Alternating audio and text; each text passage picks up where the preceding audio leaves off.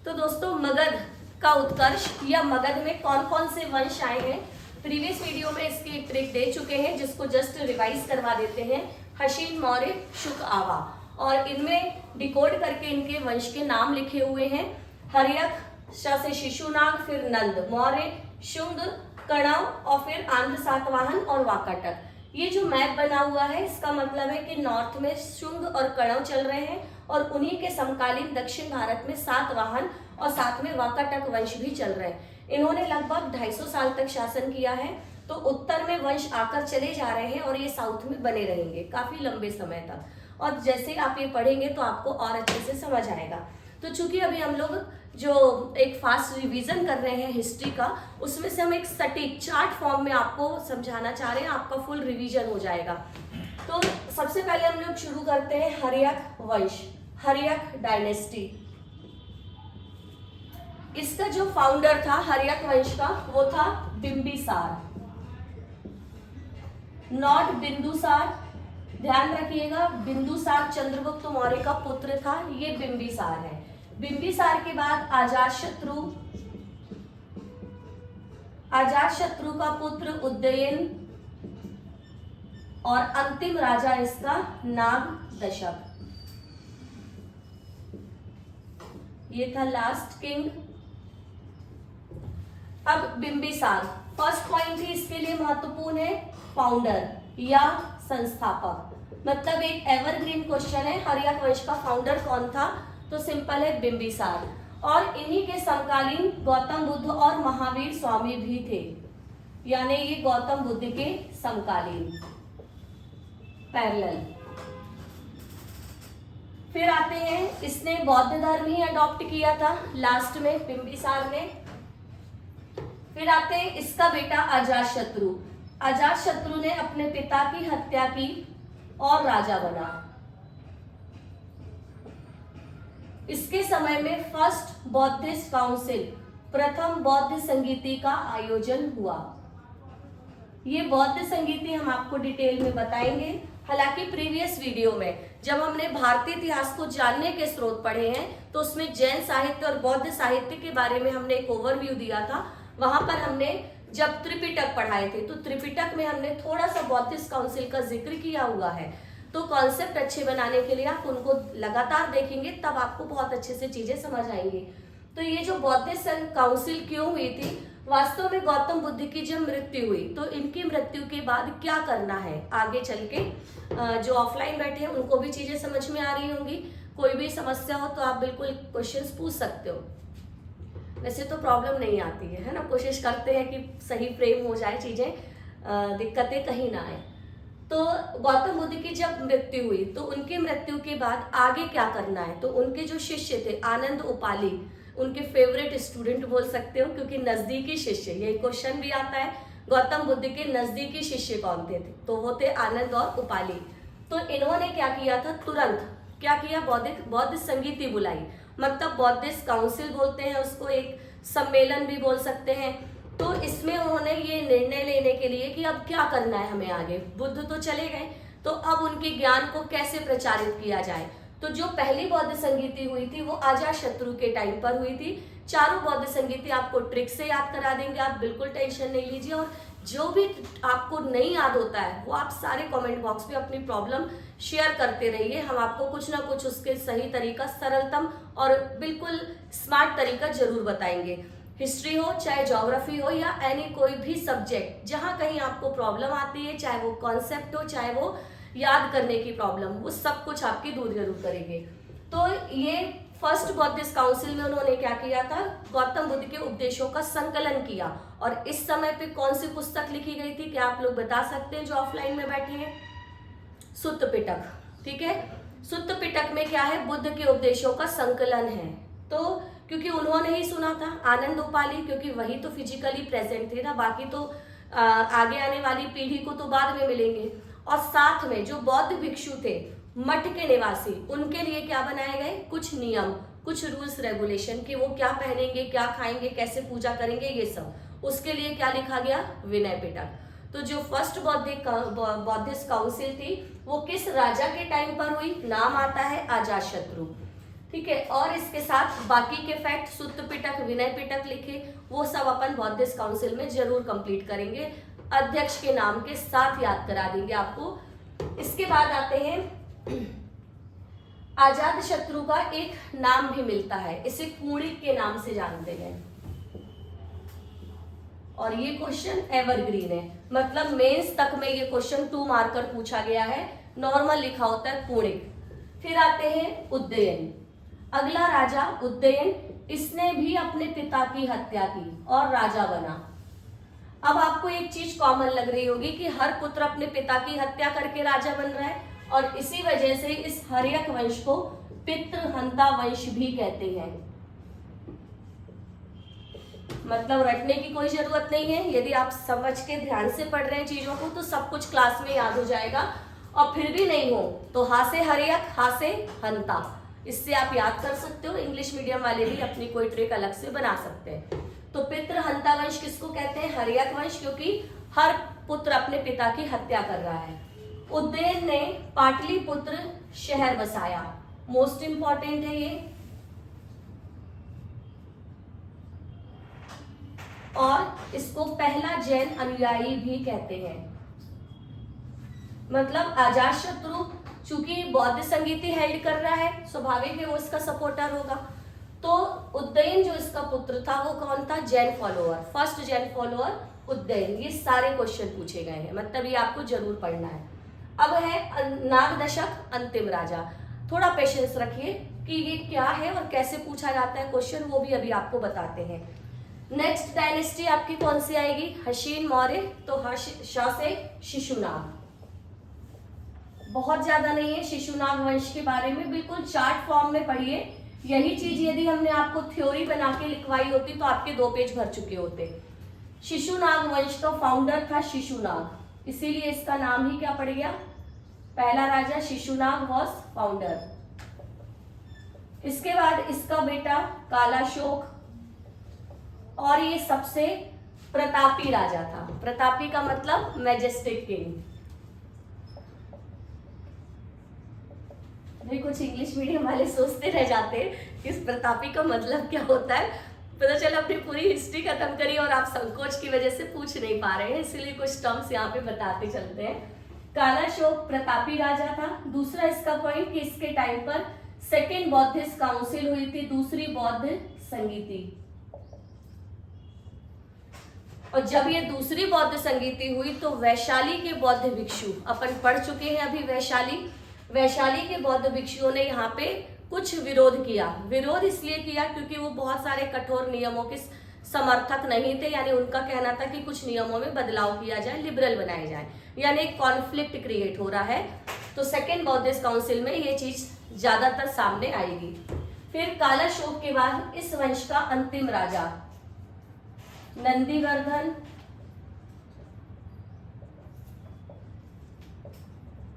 और इसके बाद आएगी नेक्स्ट डायनेस्टी नंदवंश। तो यहीं पर नंदवंश के बारे में भी बता देते हैं। फाउंडर वॉज महापद्मानंद या महापुलंद। पता नहीं क्यों कॉम्पिटिटिव एग्जाम को इससे बड़ा प्यार है, कुछ आए ना आए नंदवंश का फाउंडर अक्सर एग्जाम में पूछा गया है। जो भी फर्स्ट टाइम तैयारी कर रहे हैं या पहले आपने पढ़ा हुआ है थोड़ा बहुत, तो आपको यही लगता है कि हम क्या पढ़ें क्या छोड़ें, तो यकीन मानिए जितना आपको बता रहे हैं ये बहुत सिलेक्टिव डेटा है। इससे आप अपना एक अच्छा बेस बना सकते हो। बेस का मतलब यदि आप पहली बार तैयारी कर रहे हो तो आपको बहुत ज़्यादा चीज़ों के पीछे नहीं भागना है, भले ही थोड़ा पढ़ो लेकिन एक स्ट्रॉन्ग बेस के साथ पढ़ो। तो ये क्वेश्चन जरूर आता है, मतलब ये आपको जरूर याद करना है और इजी है। नंद इसमें भी लगा हुआ है और महापुलंद में भी नंद लास्ट में कहीं ना कहीं प्रोनाउंस हो रहा है, तो इससे आप कोरिलेट कर सकते हो फाउंडर। और इस वंश का अंतिम राजा था घनानंद। और ये घनानंद क्या था, जस्ट अभी बिल्कुल वीडियो में बने रहिए, एक अच्छी सी इंटरेस्टिंग सी स्टोरी बताने वाले, क्योंकि अलेक्जेंडर यानी सिकंदर की भी एंट्री आज ही होने वाली है, हमारे नोट्स में आज होने वाली है। तो वो कई हजार साल पहले चुका है। तो ये जो घनानंद है अंतिम राजा, अब देखना सबसे पहले तो हम आपको ये बता दें कि क्वेश्चन क्या बनते हैं और क्यों बनते हैं, ये भी तो जानना जरूरी है ना कि क्वेश्चन ये क्यों। जैसे हर्यक वंश का अंतिम राजा कौन है, शिशुनाग का अंतिम राजा कौन है, या इसका फाउंडर कौन है। तो एक्चुअल में क्यों बनते हैं ये क्वेश्चन, क्योंकि आप सब रट लोगे, क्योंकि आपकी रटन क्षमता बहुत अच्छी है, पूरा भरोसा है आप लोगों पे। इस फील्ड में आए हैं, ग्रेजुएशन करके आए हैं, तो हम लोग सब चीज रट जरूर सकते हैं।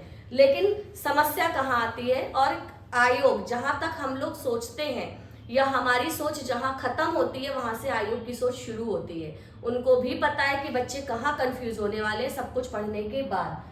सब पढ़ने के बाद भी कौन किसका फाउंडर है, कौन किसका लास्ट किंग है, ये सारा बहुत कंफ्यूजन होता है। तो इन सब चीजों के लिए कुछ नहीं, अपन भी थोड़ा कुछ स्मार्ट वर्क ही करते चलते हैं, साथ में हार्ड वर्क तो अभी तक कर ही रहे थे।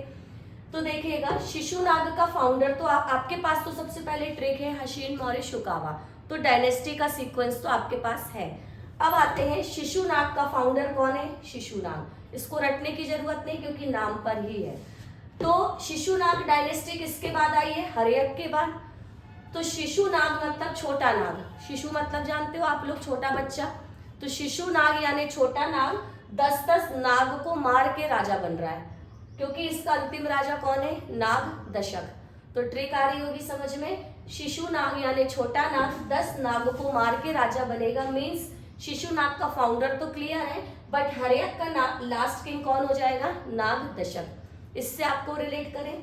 फिर यहाँ पर भी देखेंगे, नंद से अपन ने महापद्मानंद को याद किया, ये तो याद करना ही है आपको, रट लीजिए अच्छे से, क्वेश्चन आता है, रिपीट होता है बहुत, महापद्मानंद। तो एक नंद दूसरे नंदी को मार के राजा बन रहा है, मीन्स इसका फाउंडर तो याद हो गया। तो शिशुनाग का अंतिम राजा कौन होगा, नंदीवर्धन। तो जब आप चलते फिरते नोट्स बंद करके पैशनेट होकर इन सब चीजों को याद करेंगे तो डेफिनेटली आपके दिमाग में ये चीज बैठ जाएगी।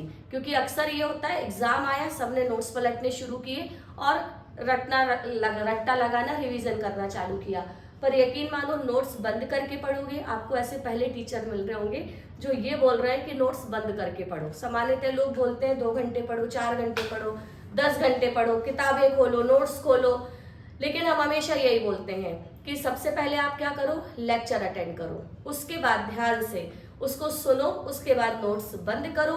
फिर आप चाय पीते, कॉफी बनाते, टेरेस पे टहल रहे हो, वॉशरूम में बैठे हुए हो, यहाँ पर भी आप फैक्ट्स को रिवाइज कर सकते हो कि आज हमने उस लेक्चर में क्या पढ़ा। और जब आप विदाउट नोट्स उस चीज को रिकॉल कर लेते हो तो वो चीज आपके दिमाग में परमानेंट मेमोरी में सेव हो जाती है। टेम्पररी मेमोरी में नहीं डालना है हमें, हमारी ब्रेन जो है कंप्यूटर की तरह, उसकी परमानेंट मेमोरी में आपको सेव करना है। तो ये था आपका कहाँ तक का, जो हमने 3 डायनेस्टी पढ़ी, हर्यक, शिशुनाग और नंद। और अभी जो हमने बताया घनानंद जो था वो यहाँ का अंतिम राजा था, और इसी के पैरेलल सिकंदर आ चुका है या आ रहा है अभी, और सिकंदर मतलब अलेक्जेंडर। तो यहाँ पर थोड़ा सा अब हम इसकी स्टोरी भी यहीं पर पढ़ लेंगे, सिकंदर के बारे में भी थोड़ा सा जान लेंगे। इसके बीच में यहाँ पर एक फैक्ट छूटा हुआ है, हर्यक के टाइम पर ही भारत में पहला आक्रमण हुआ था, ईरानी आक्रमण, ईरानी इन्वेशन इन इंडिया। मतलब विदेशी आक्रमण यदि कोई पहला हुआ है तो वो कौन सा है, ईरानी।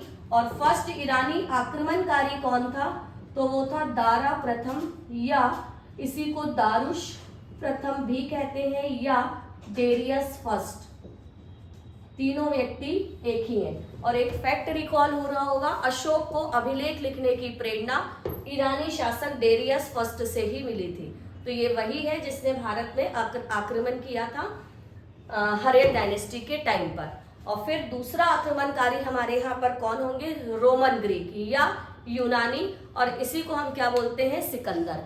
तो इसी वीडियो में हम सिकंदर का भी चैप्टर आपको समझाते हैं।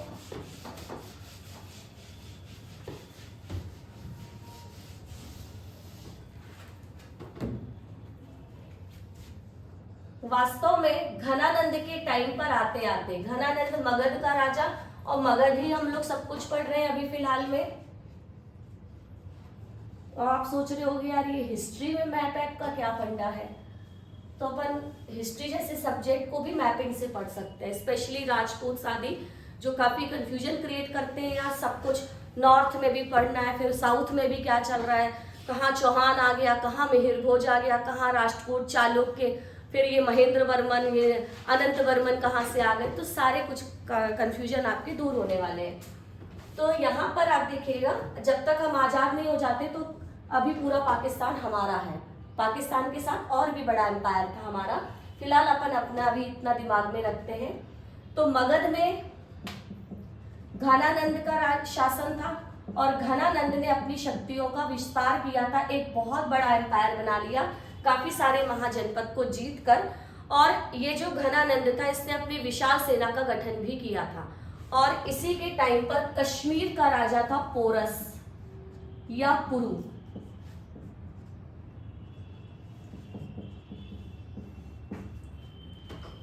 अब थोड़ा सा, अब क्या होगा, भारत में यूनानी आक्रमण पढ़ रहे हैं हम लोग। यूनानी को ही हम क्या बोलेंगे, रोमन और ग्रीक, ये सभी एक है, क्योंकि यूरोप में जो ग्रीस वाला बेल्ट है उनको ग्रीक, और वहीं पे इटली है जिसकी राजधानी थी रोम, मतलब अभी भी रोम ही है, और इस पूरे बेल्ट को यूनान के नाम से जानते थे। तो इन सभी को हम ग्रीक, रोमन या यूनानी बोले, एक ही बात है। तो पहला यूनानी आक्रमणकारी कौन था, एक क्वेश्चन आता है, तो वो है सिकंदर द ग्रेट। सिकंदर महान भी बोलते हैं, अलेक्जेंडर भी कहते हैं। सिकंदर के बारे में कुछ फैक्ट, तो ये मैसिडोनिया के राजा फिलिप सेकंड का बेटा था, फिलिप सेकंड। और मैसिडोनिया की राजधानी कोई बता सकता है मुझे कौन सी है? जो यहाँ ऑफलाइन बैठे हैं थोड़ा उन्हीं का टेस्ट लें। अब एमपीपीएससी में तो वर्ल्ड ज्योग्राफी नहीं है, लेकिन फिर भी हम लोग एटलस की क्लासेस एवरी सैटरडे या फ्राइडे को रखते हैं, किसी भी वीकेंड पर रखते हैं, जिसमें हम आपको पूरा एटलस याद करा रहे हैं। क्योंकि अभी करंट में वर्ल्ड पॉलिटिक्स बहुत ज़्यादा अभी चर्चित है। ट्रम्प बहुत फास्ट डिसीजन ले रहे हैं वेनेजुएला को लेकर, तो कुछ कॉन्सेप्ट के लिए हमें जानना जरूरी है कि ये वेनेजुएला कहाँ है।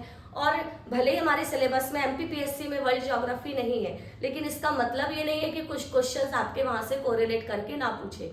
तो इस वजह से ये क्लासेस भी हमारी प्रॉपर वे में चल रही हैं। तो कोई मुझे बता सकता है मैसिडोनिया की कैपिटल? नो वन, स्कोपजे, ठीक है, वहाँ आज भी एग्जिस्ट करता है। जब हम लोग यूरोप कॉन्टिनेंट पर आएंगे तो अब आपको लोकेट करवाएंगे वहाँ पर। और इसको याद करना बहुत आसान है, क्योंकि सिकंदर विश्व विजेता बनना चाहता था, उसकी इच्छा थी पूरे विश्व का विजेता बनने की। और उसके गुरु का नाम था अरस्तु या अरिस्टोटल, यानी ये अरस्तु से इसने आशीर्वाद लिया था और ये विश्व विजेता बनने के लिए निकल चला। तो ये लोग कहाँ से आए थे? ये बाय लैंड, अभी समुद्री रास्ता भारत के लिए नहीं खोजा गया। आजकल कुछ सोशल मीडिया में कुछ लोग, ज्ञानी लोग पोस्ट करते रहते हैं कि यार ये समझ नहीं आता कि पहला भारत में आने वाला यूरोपीय वास्को डी गामा था 1498, पुर्तगाली। तो फिर ये सिकंदर क्या उड़ के आया था? तो उन बुद्धिजीवियों को कैसे समझाया जाए? कई बार तो कमेंट करने के मन तो मतलब सोचते कर दे, फिर सोचते यार क्या ही मतलब है उनको समझाने से, हिस्ट्री तो कभी पढ़ी नहीं है। और फिर बोलते हैं अरे कौन से एग्जाम में हिस्ट्री का हमें जीवन में क्या काम आने वाली है। तो यही अज्ञानता का ही प्रतीक होता है, जो लोग ये बोलते हैं ना कि इन सब्जेक्ट का यूज कहाँ होना है। तो ये आपका मतलब कहीं किसी से बात करने बैठोगे ना वर्ल्ड लेवल पे भी, तो हंसी ही आएगी कि यार व्यक्ति को इतना सा भी नहीं पता। तो एक्चुअल में सिकंदर आया था ये लैंड के रास्ते, मतलब ये इस तरफ से आया था। यूरोप यहाँ से है और कनेक्टेड है, पूरा यूरोप और एशिया कॉन्टिनेंट एक दूसरे से जुड़ा हुआ है। तो जो टर्की, सऊदी अरब, ईरान, इराक वाले बेल्ट से होते हुए इसने अटैक किया था। जबकि जो वास्को डी गामा था उसने अफ्रीका का चक्कर लगाकर भारत का रास्ता खोजा था, समुद्री रास्ता। मतलब कुल मिलाकर अफ्रीका से होते हुए ये केरल के कालीकट बंदरगाह पर पहुंचा। तो समुद्री रास्ते से आने वाला कौन कहलाएगा? Portuguese Vasco D gamma.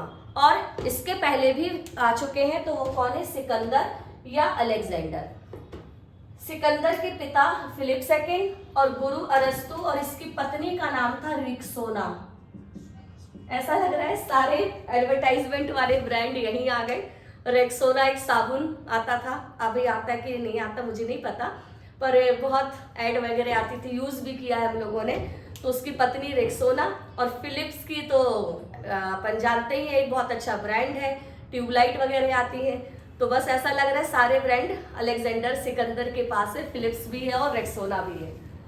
अब सिकंदर गुरु से आशीर्वाद लेके विश्व विजेता बनने निकला और बहुत कुछ, मतलब इतनी कम एज में, क्योंकि 33 साल में तो बेचारा मर गया, तो इतनी कम एज में उसने इतने सारी चीजों को जीता। मतलब भारत का जो most of the western point था वो सब जीतते हुए आया अपनी विशाल सेना के साथ, और उसे भारत को जीतना था। तो उसने सबसे पहले आक्रमण किया कश्मीर के राजा पोरस पर। एक्चुअल आक्रमण नहीं किया, अभी दोनों की सेनाएं क्या है, झेलम नदी के आर पार कुछ इस तरीके से यहाँ पर रुकी हुई है।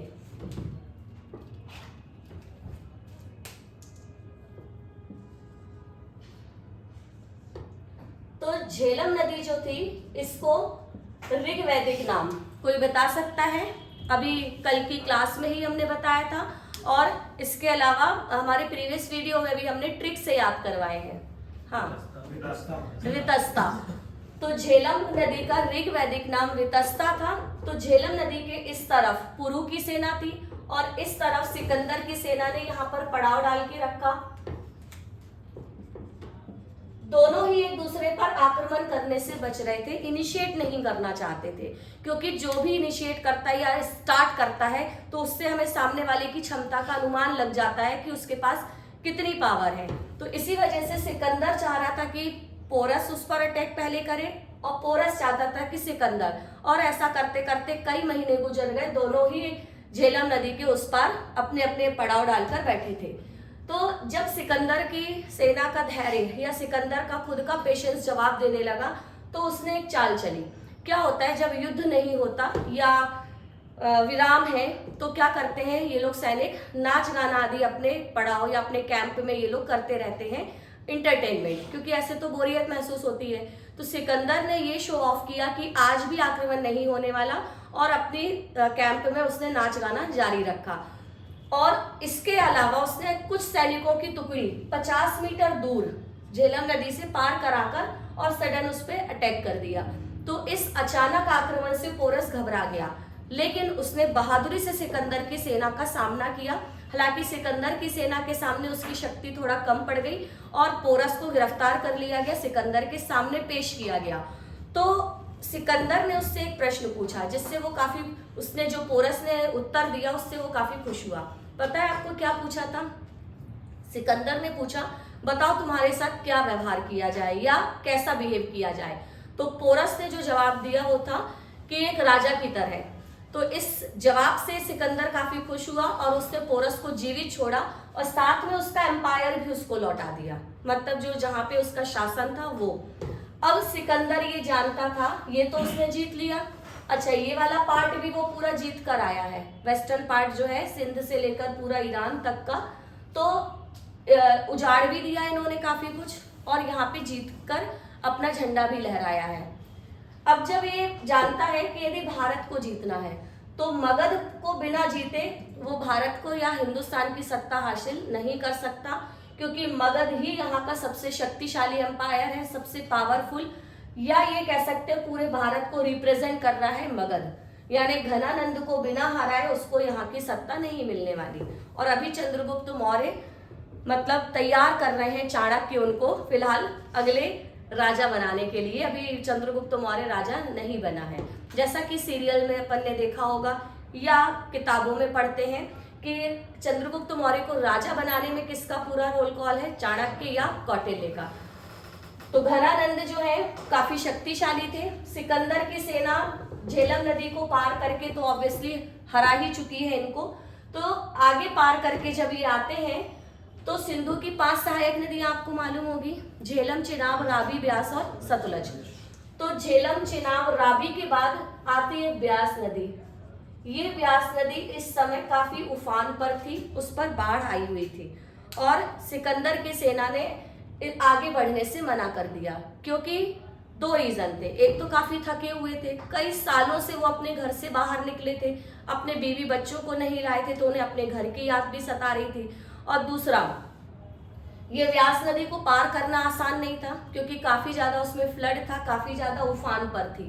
और सिकंदर ने अपने सैनिकों की इच्छा का सम्मान भी किया और उसने भारत पर बिना आक्रमण किए वापस लौटने का निर्णय लिया। ये डिसीजन इसलिए भी लिया, ऐसा कहते हैं इतिहासकार, हम लोग नहीं कहते हैं, ये तो जो जितने थिंकर्स हैं या स्कॉलर्स हैं वही कहते हैं कि एक्चुअल में सिकंदर ये जानता था कि उसकी सेना थकी हुई है। दूसरा, मगध के साथ उसका युद्ध बहुत आसान नहीं होने वाला, क्योंकि एक विशाल सेना है उसके पास, एक बड़ी आर्मी है और साथ में शक्तिशाली भी है। तो ये जानता था वो कि इतना आसान नहीं है इनको हराना, और इसी वजह से उसने वापस लौटने का निर्णय लिया। तो जब ये वापस लौटा तो ये जो वेस्टर्न वाला बेल्ट उसने जीत लिया था, उसने अपने सेनापति सेल्यूकस निकेटर को सौंप दिया। ध्यान से सुनिएगा, कई बार लोगों की हिस्ट्री खत्म हो जाती है और उनके कॉन्सेप्ट क्लियर नहीं होते कि ये इंडो यूनानी कौन है या इंडो ग्रीक्स कौन है। तो ये सब आपको बताने वाले हैं अभी ये लोग कौन है। तो सेल्यूकस निकेटर को उसने क्या किया, ये वाला पूरा बेल्ट जो उसने जीता था वो उसको सौंप दिया, जो उसका सेनापति था। और जब ये वापस लौट रहा था तो ईरान में एक जगह है बेबीलोन, इस नाम को जरूर रट लीजिएगा यदि आप फर्स्ट टाइम तैयारी कर रहे हैं और पहले तैयारी की है तो ये आप जरूर अच्छे से स्ट्रॉन्ग बनाइए ये वाले फैक्ट्स, क्योंकि यदि आपसे बोल रहे हैं कि ये आया है मतलब ये आपको परमानेंट याद रहना चाहिए। तो बेबीलोन के पास इसकी मृत्यु हो गई थी मात्र 33 साल की एज में, 33 ईयर्स में। एक फैक्ट यहाँ पे मिस हो गया है, ये जो झेलम का युद्ध हुआ था इसका ईयर 326 बीसी। अभी हम लोग ईसा मसीह के जन्म के पहले चल रहे हैं, इसलिए बीसी या ईसा पूर्व। तो बहुत आसान है, 326 बीसी या 3 दूनी 6 या 3 2 जा 6। फिगर याद करना भी कोई मुश्किल काम नहीं होता। तो ये युद्ध हुआ था झेलम का युद्ध, और सिकंदर की मृत्यु हुई थी 323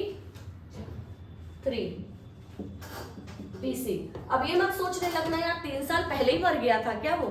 तो फिर से वही कहानी कि जब हम बीसी में चलते हैं तो 326 पहले आएगा, फिर 323, क्योंकि हम लोग कम करते करते 0 तक आएंगे, डिक्रीजिंग ऑर्डर में आएगा, ठीक है। 300 फिर 100 इस तरह से। तो 326 में युद्ध हुआ और 3 साल के बाद वापस इसकी क्या हो गई, मृत्यु। तो ये जो झेलम का युद्ध है इसे हम वितस्ता का युद्ध भी बोलते हैं, battle of Vitasta, battle of Jhelum, और एक और नाम भी मिलता है बैटल ऑफ हाइडेस्पीस। अब मुझे कोई बता सकता है कि इसे हाइडेस्पीस का युद्ध क्यों कहते हैं? एनीवन? No one? सबने रट तो लिया है कि इस झेलम के युद्ध को हाइडेस्पीस का युद्ध भी कहते हैं। एक्चुअली झेलम नदी का उल्लेख ग्रीक भाषा में हाइडेस्पीस के नाम से है, इसीलिए अब क्वेश्चन ये आया हुआ है। आप बिल्कुल ये मत सोचिए कि मैडम क्या पढ़ा रही हैं, हाइडेस्पीस तो पूछा है, लेकिन ये भी पूछा है कि झेलम का ग्रीक नेम क्या था, तो वो था हाइडेस्पीस, इसलिए इसे हम हाइडेस्पीस का युद्ध भी कहते हैं। और एक बार मुझे किसी वनडे के एग्जाम में क्वेश्चन टकराया है कि झेलम का ये युद्ध 13 माह तक चला था, 13 मंथ, ठीक है। तो इस तरह से इन फैक्ट्स को आप याद करिएगा। अब एक और चीज ध्यान से सुनिएगा, अब आगे की कहानी क्या चल रही है।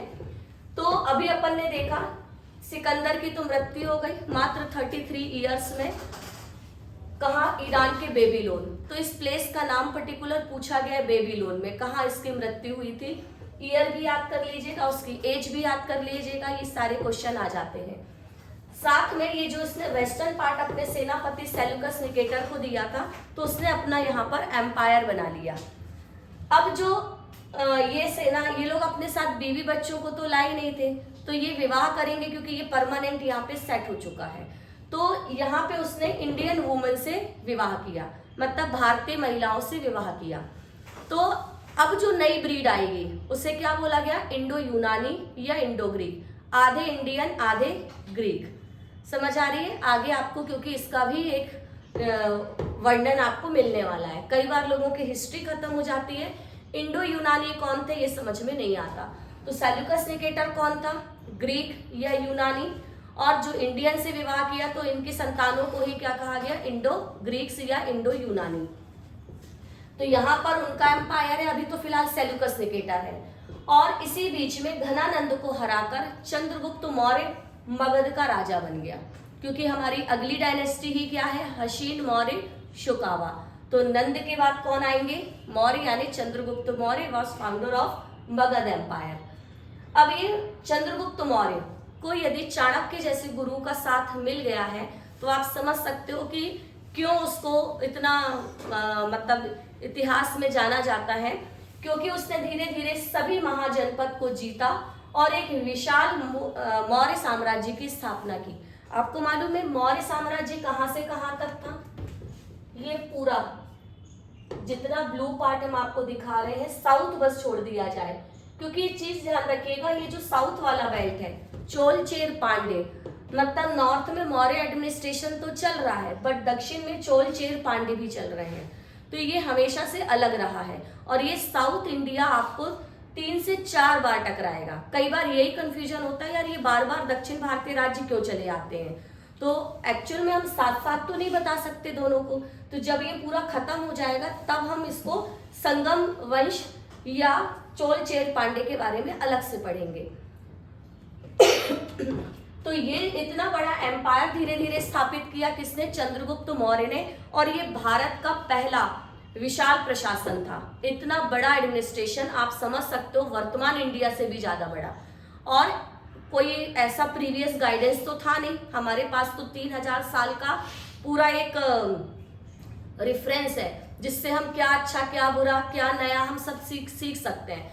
तो ये सब किसकी देन है? चाणक्य की, कौटिल्य की, कि चंद्रगुप्त मौर्य को जिस तरीके से उसने गाइडेंस दिया इतने बड़े प्रशासन का, और जो बुक लिखी है अर्थशास्त्र, इसमें उसने पूरी राजनीति और प्रशासन का ही वर्णन किया है। हर एक चीज के बारे में उसने बताया कि सप्तांग सिद्धांत, ये 7 अंग शासन के उसने बताए, राजा को कैसा होना चाहिए, तो राजा के गुण उसने बताए हैं। साथ में ये भी बताया प्रजा सुखे सुखे राज्ञ प्रजा नाम च हिते हितम, मतलब राजा सर्वशक्तिशाली होने के बावजूद भी राजा को ये सोचना चाहिए कि प्रजा के सुख में ही राजा का सुख है और प्रजा के हित में ही राजा का हित है। यदि राजा ऐसी सोच वाला होगा तो स्वाभाविक है कि जब वो रूल करेगा तो वहां पे प्रजा शांति से रहेगी, कोई विरोध नहीं होंगे, कोई लड़ाई झगड़े नहीं होंगे, और जब लड़ाई झगड़े नहीं होंगे तो स्वाभाविक है राजा अपना ध्यान कहाँ लगा पाएगा? कल्याण की ओर, कई सारी ऐसी चीजों की ओर लगा पाएगा, इनोवेशन यानी नवाचारों की ओर। तो और जो राजा मतलब निरंकुश होते हैं या अत्याचारी होते हैं, वहां पे प्रजा सुकून से नहीं रहती, तो ना तो उनके स्वामी भक्ति आती है राजा के प्रति, और ना ही वे मतलब शांति नहीं है तो राजा का पूरा ध्यान कहाँ है? शांति बनाए रखने में ही रह जाता है। तो कुल मिला के ये सब चीजें इसीलिए भी पढ़ते हैं हम लोग, ताकि जो आप बनने वाले हो, आप क्या बनने वाले हो? ऑफिसर बनने वाले हो, छोटे मोटे नहीं बन रहे हो, गजेटेड ऑफिसर बनने वाले हो, ठीक है, क्लास 2 और क्लास 1 तक जाने वाले हो। तो यहाँ पे आपको क्या करना है? मल्टीपर्पज डिसीजन लेना होता है, और इस डिसीजन के लिए ही आप क्या करते हैं? आपको बहुत सारी चीजों का पता होना चाहिए, बहुत सारा नॉलेज होना चाहिए, और इन सब चीजों के लिए ही हमको ये सब जो हिस्ट्री में जो हम चीजें पढ़ते हैं वो हमारे लिए एक मार्गदर्शक की तरह काम करते हैं कि जब आप ऑफिसर बनोगे तो आप कैसे ऑफिसर बनोगे। यदि आप सबको साथ लेके चलते हो तो आपका विरोध करने वाले सबऑर्डिनेट कम होंगे, तो आप कहाँ ध्यान लगाओगे? मान लीजिए आप एसडीएम बन जाते हो, यूपीएससी के माध्यम से आप जिले के कलेक्टर बन के आते हो, एसपी बन के आते हो, तो यदि प्रजा आपसे खुश है, आपकी जनता आपसे खुश है, तो आपका ध्यान कहाँ रहेगा? जिले के विकास की ओर आप ज्यादा अच्छे से ध्यान लगाओगे। लेकिन यदि आप खुद अत्याचारी टाइप के हो, प्रजा की सुनते नहीं हो, तो पूरा ध्यान आपको उनको खुश करने में ही लगाना पड़ेगा, डेवलपमेंट भी नहीं होगा। यही सारी चीजें हम लोग क्या करते हैं? इतिहास से सीखते हैं। भले ही अकबर मुसलमान राजा था, बट अकबर दी ग्रेट क्यों कहते हैं ये आपको आगे वीडियो में भी बताएंगे। तो कुल मिला के चंद्रगुप्त मौर्य ने क्या किया? एक विशाल प्रशासन, एक बड़ा एम्पायर स्थापित कर लिया है, और इसी के पैरेलल यहाँ पर क्या चल रहा है? Seleucus Nicator. अब ये सेल्यूकस निकेटर थोड़ा इसको बोल सकते हैं ना, एक कुलबुली तो मच रही होगी कि कीड़ा तो काट ही रहा है यार, यहाँ पे अटैक किया जाए, तो बस अटैक भी करेगा।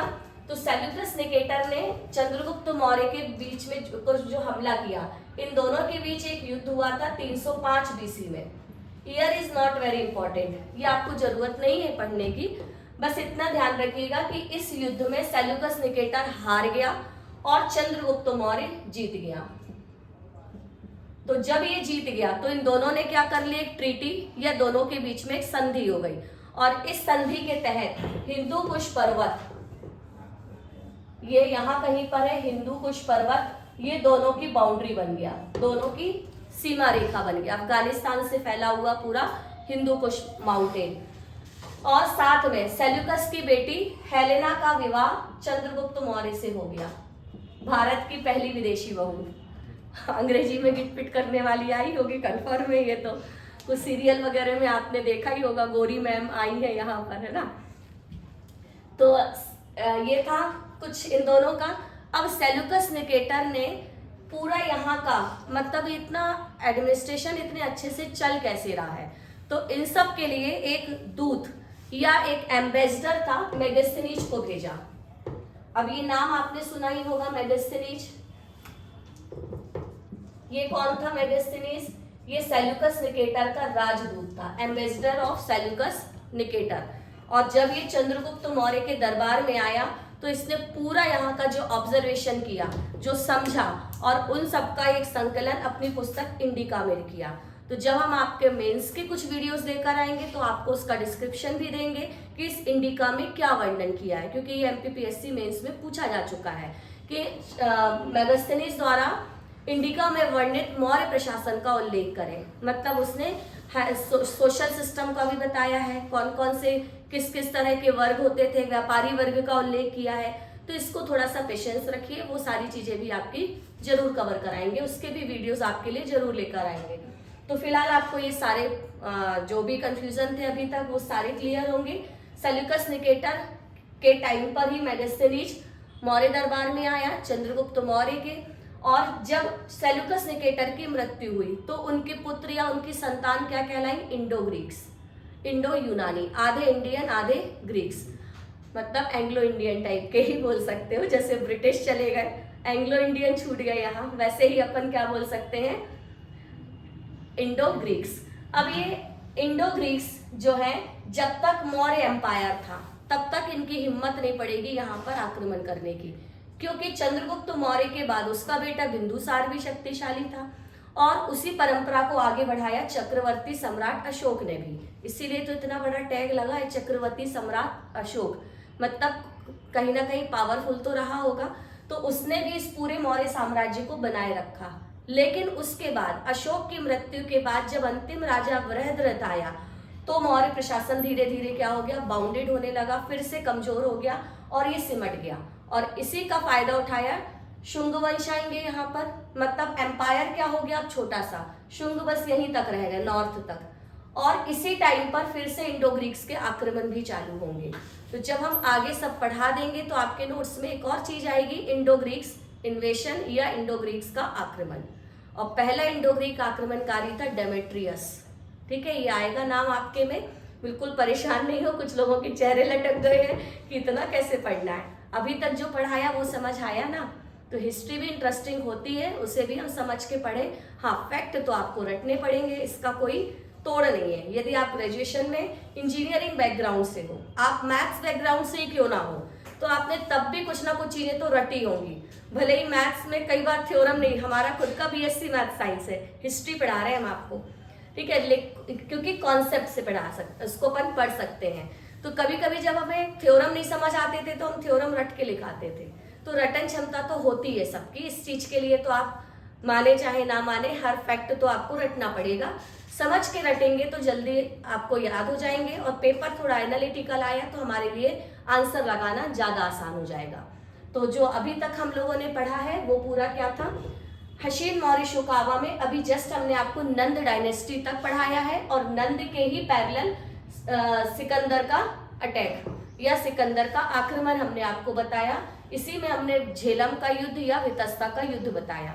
अब नेक्स्ट वीडियो में पहले हम लोग जैन धर्म, बौद्ध धर्म के बारे में पढ़ेंगे, और फिर इसके बाद हम मौर्य, शुंग, कणव, सातवाहन, वाकाटक, और फिर इसी क्रम में फिर आक्रमणकारी आदि के बारे में पढ़ेंगे। यदि आपको वीडियो अच्छे लग रहे हो और कुछ सीखने मिल रहा हो तो इसे लाइक और सब्सक्राइब जरूर करें।